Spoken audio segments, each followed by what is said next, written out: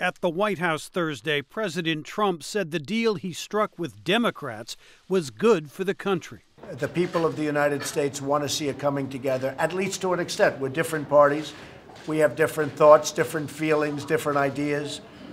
But I think you're going to see a much stronger coming together. The agreement came Wednesday at a White House meeting with Republican and Democratic congressional leaders, including Senate Democratic leader Chuck Schumer.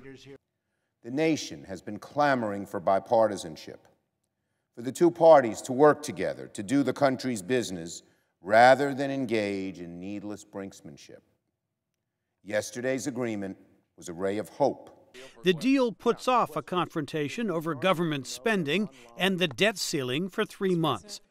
It will also rush billions of dollars in disaster aid to victims of Hurricane Harvey.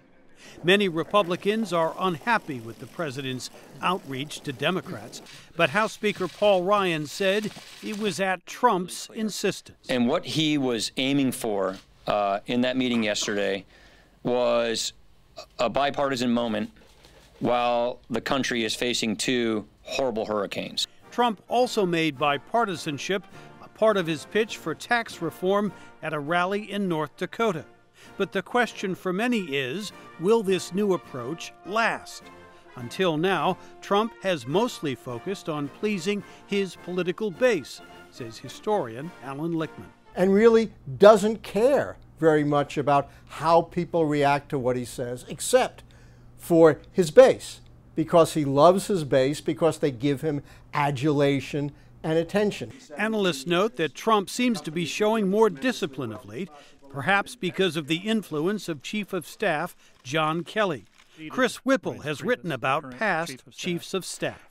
Every president learns, often the hard way, that you cannot govern effectively without empowering your White House Chief of Staff as first among equals in the White House to do a whole host of things, but most importantly, to execute your agenda and to tell you what you don't want to hear. Trump is hoping to overcome past stumbles like the failed effort to repeal and replace Obamacare, says expert Larry Sabato via Skype.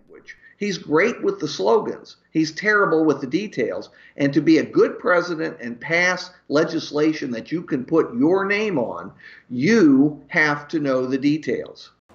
The president is looking to establish a record for Republicans to defend as they prepare for next year's midterm congressional elections. Jim Malone, VOA News, Washington.